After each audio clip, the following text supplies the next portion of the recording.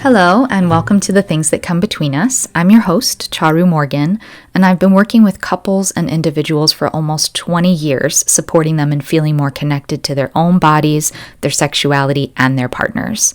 On this podcast, we're talking about the things that come between us and our desire to really deeply connect with other people. Thank you so much for being here. I love having you, and I love sharing with you in this way.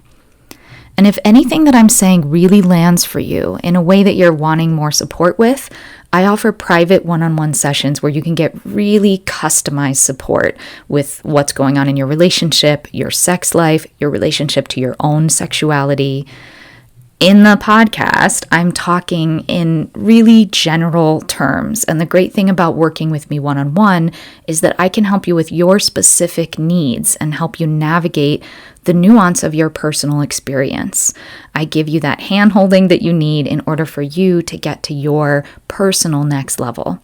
Sessions are offered virtually and in person in Northern California and can be done weekly. And I also offer immersions for people who are wanting a deep dive where you would come for a weekend, for example.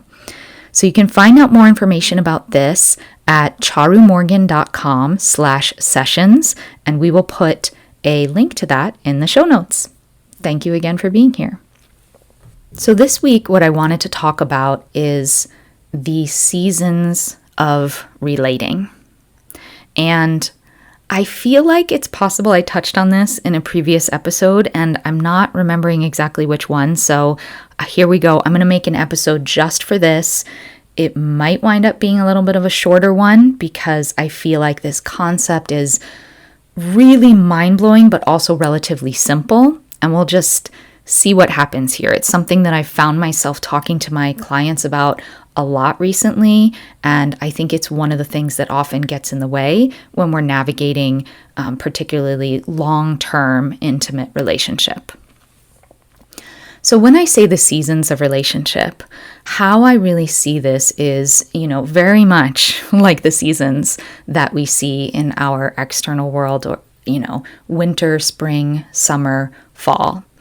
And I think, and obviously those seasons express themselves differently depending on what part of the world you're in. Sometimes those seasons are more subtle. Sometimes those seasons are more extreme. And that's a great example of just as individual human beings in the context of your personal relationship, your seasons may be more subtle, your seasons may be more extreme, and either one is fine. And this is another important piece, is just how detrimental comparison can be when it comes to our intimate relationships. So we live in this culture where essentially what we have been sold is this idea that we should live in an endless summer. And what I mean by that metaphorically is that everything should be, this is beyond just our relationships, right? Everything should be sunshiny. Everything should be good and happy and open, maybe even ecstatic. We should always feel good about our bodies. We should always feel like we're great in our routine. We should always feel like the food we're eating is amazing. We should always feel like we're perfect and beautiful. And I'm sure there's a million better examples, but I think you can feel with me what I'm getting at here is this. Essentially, we've been sold this idea that on the simplest plane, we should be happy all the time.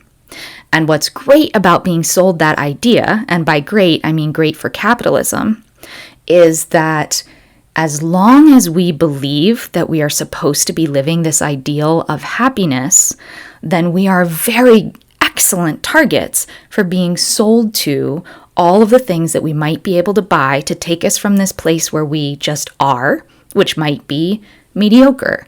It might be a bit flat for a while. It might be actually even really, really difficult.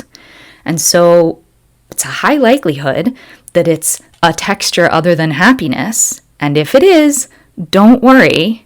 For X amount of dollars, you just buy this and we can take you to that next level to get you back to happy. I think really that is kind of the punchline of all advertising, and we need, in order to be good consumers, we need to be discontent. We need to view where we are as not okay and not good enough. And we need to believe that there's a relatively easy solution, and that solution somebody's ready to sell to us. And I see this, on social media all the time. I don't want to take too much time harping on it. I see this all the time on social media where a lot of the ads that are being promoted, they're taking something that's like really difficult to solve. Maybe just, let's say, natural aging things, natural things that happen to our faces as we age. And they will advertise as though there is an actual solution. If you buy this device, then your face won't start falling or your wrinkles won't show. And the truth is that there is no one device that's going to solve that problem. But if I speak directly to the problem that I know you're having because culturally we have made you to believe that it is not okay for your body to age, well, here we go. No problem. You're in fear and upset because you've been deeply programmed to believe this isn't okay, and now I've come up with the solution, and you can buy it for $39.99 or whatever. These days it would be much more than that, right? So I speak about this because the similar thing has happened to how we see relationship. If we are in long-term committed partnership, oftentimes we are in a space where we're going through hard things together because we are living our lives beside one another. And just life, I know this is going to shock you, but it's got ups and downs. And right, the best tools that we can have will be tools that will help us ride those ups and downs rather than fight with them or believe and be in constant comparison thinking they should all be ups. And because we have been taught this comparison game, because, oh my goodness, social media, right? We see all of these amazing examples of people having the best time and writing posts about how much they honor their partner and how they couldn't do life without them, and pictures of them, oh, so happy and connecty. And you know what? I bet for some percentage of those people, they are actually truly in an absolutely blissful moment together, and I really celebrate that for them. And this is nothing to do with the people who are posting these things. It's more about this idea being perpetuated. At one point, it was perpetuated on television, right? When there was a time where the primary place that we would get ideas would be through television, modeled through movies, and now we have it through social media. I mean, I'm sure somebody smarter than me could make a whole podcast just about this, or perhaps more educated on this particular subject.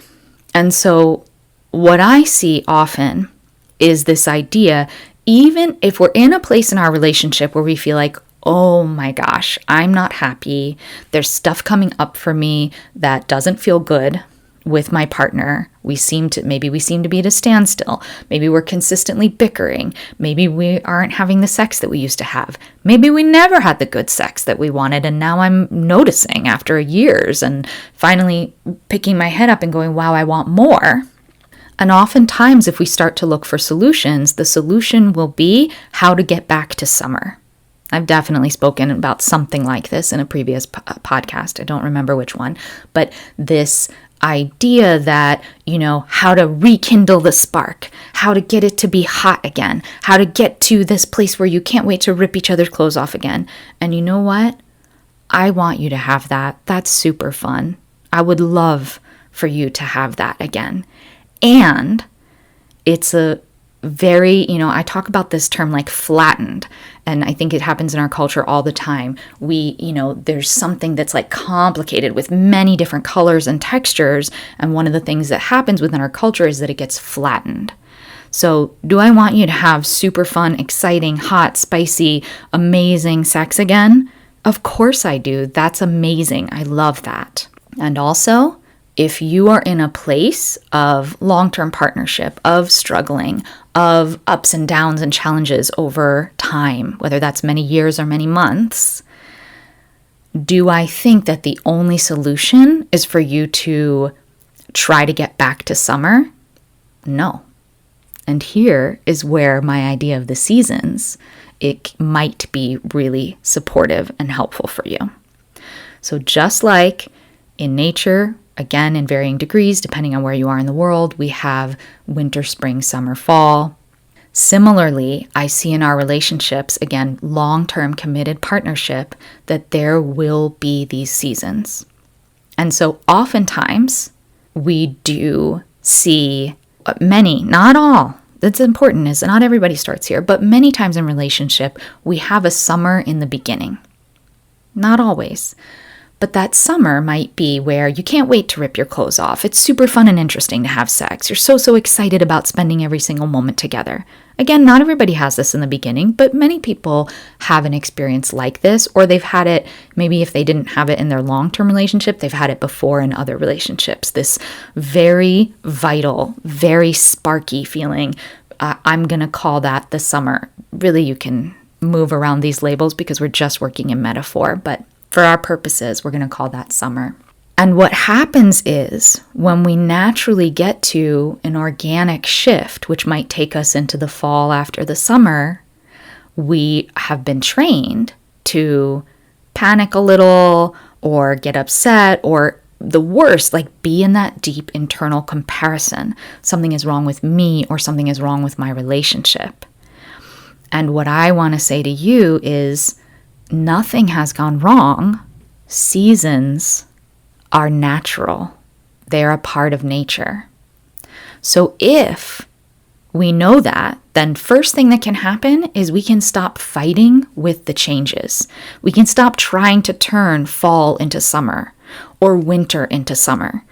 Because oftentimes, I don't know that I've seen that work. I suppose it's possible in some context, but generally speaking, just like in a climate where you have, let's just say, like a typical hot summer, cold, snowy winter, just for the sake of our metaphor, you can't sit in the snow during winter and say, you should be hot. Why aren't you hot? This isn't working. You should be hot. I'm very uncomfortable with you being cold and snowy. This should be hot. Would that make the summer come? No, it doesn't work that way. Seasons don't work that way, right? And we have some, probably less of a connection now than maybe we once did as humans, but we can have some understanding of like the seasons. Again, different seasons. Some places have a monsoon, right? The different seasons work differently. But again, in a place where we have this hot summer, cold winter vibes, the flowering of the trees, just to speak about one thing, it necessarily needs all of these phases, right? It can't skip over winter. Just being in the middle of the climate changing where I live somewhere where we have, sort of a typical winter, spring, summer, fall vibes. And because we have had very different kinds of seasons than before. We've had like spring days before then going back into very, very rainy and cold, maybe even snowing randomly. And because of that, the blooming of the trees, I have some plum trees on my property, they're so confused. They're so messed up. They're having trouble flowering. They're having trouble fruiting, right? It takes the natural flow of the seasons to bear fruit.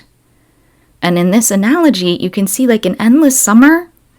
My goodness, the metaphor is kind of expanding into an interesting place if we think about the climate changing, but that's not my point here. But an endless summer is not necessarily a good thing. And what I'm proposing is that we learn to turn toward and respect each of the seasons for what they bring. And what that will mean is that we also will need different tools for different seasons. The tool where we want our lover to just throw us up against a wall and passionately kiss us is probably not going to click properly when employed in the middle of a winter. In the middle of a winter of our relationship, we're likely going to need our partner to approach us with a gentleness. We may need some emotional repair before we can go to the next levels. Our connection, our sexual, sensual connection may be very, very different, and we may need different tools to approach it differently than we would in the summer.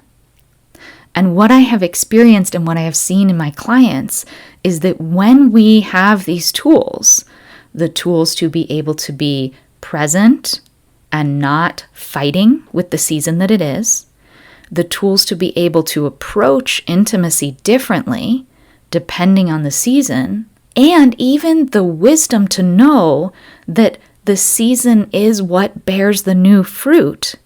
All of the seasons play a role in bearing next year's fruit. And in the case of relationship, it doesn't necessarily go in a yearly cycle. It's something that's different for everyone, how long your cycle would be. But when we can respect and have the wisdom to know, we actually can deepen in our intimate connection. We can deepen in the way we partner. And anyone who's been through something hard with your partner knows, love grows when we go through hard things together and when we both manage to feel seen, heard, and cared for within those things. Even more interesting is if we have a moment where we don't feel seen, heard, and cared for, but we are able to share that with our partner, feel heard, and experience repair.